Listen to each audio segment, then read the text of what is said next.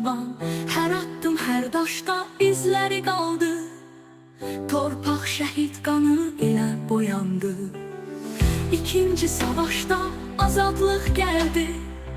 2908 şəhid verdi.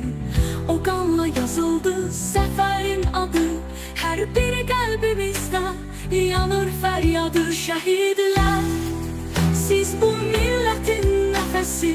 Hər dağın, daşın içində səsisiz. Amma bir ad var ki, ot kimi yanır. Ağdam 6000 şəhid verdi vətənlərə.